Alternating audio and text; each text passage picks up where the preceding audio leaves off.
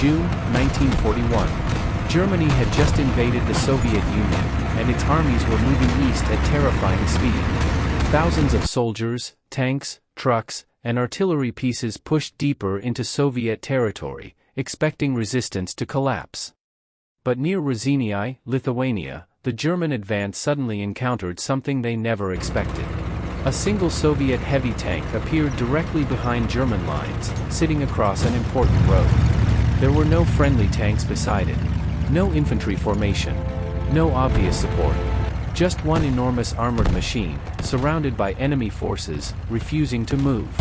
German anti-tank guns opened fire, expecting the Soviet vehicle to be destroyed within minutes. Instead, the tank survived the barrage and answered with its own powerful gunfire. Suddenly, an entire German formation had a problem that one tank should never have been able to create.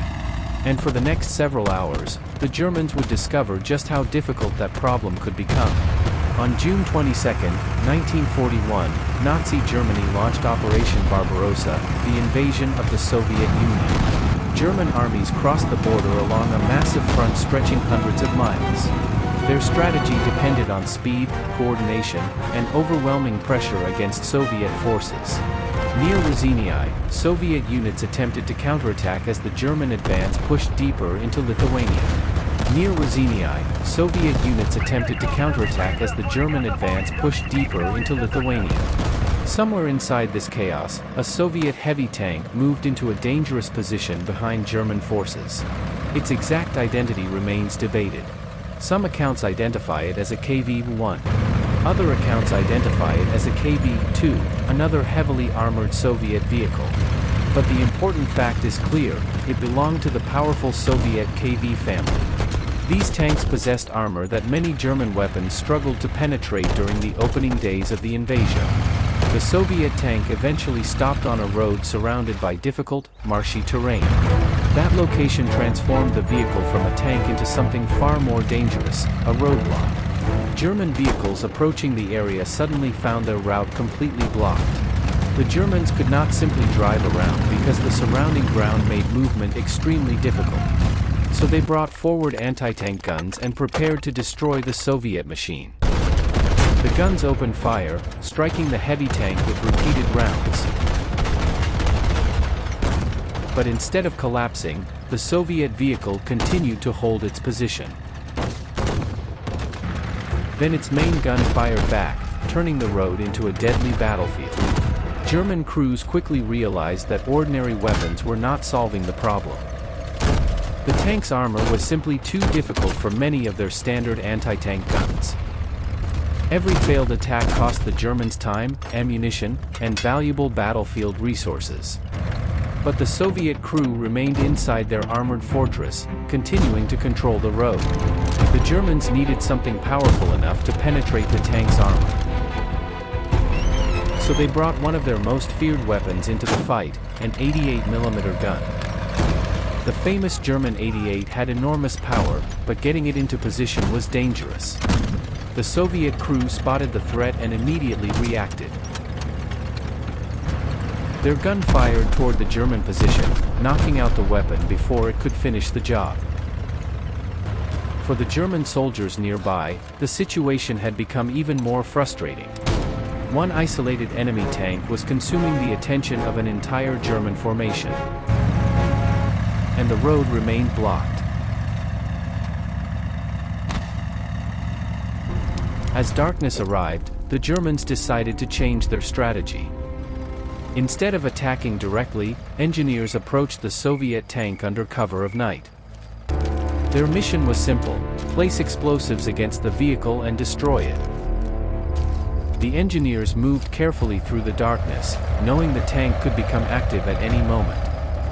Explosives were used against the vehicle, but the attempt failed to eliminate it. When morning arrived, the Soviet tank was still there. The road was still blocked, and the German problem had not disappeared. The Germans now understood that destroying this machine would require careful planning. They searched for a position where heavier weapons could attack the tank from a weaker angle. Eventually, they managed to position an 88mm gun where it could fire from the rear. This time, the German weapon had the advantage it needed.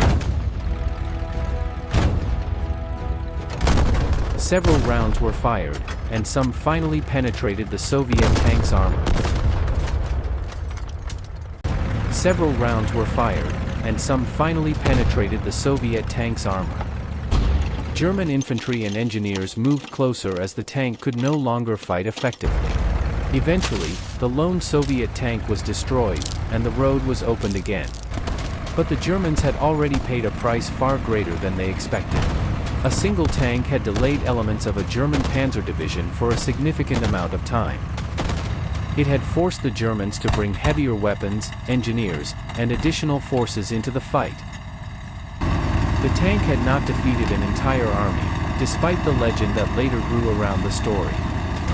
Instead, it had achieved something more realistic, and perhaps more impressive. It had used armor, terrain, timing, and position to create a problem far larger than itself. The incident also revealed a major surprise waiting for Germany in the Soviet Union. Soviet heavy tanks could survive attacks that German crews expected to destroy them. The German army would eventually develop better methods for dealing with these machines. But during those first chaotic days, the KV tanks were a terrifying discovery. Imagine being a German soldier approaching that road, expecting another ordinary Soviet defensive position.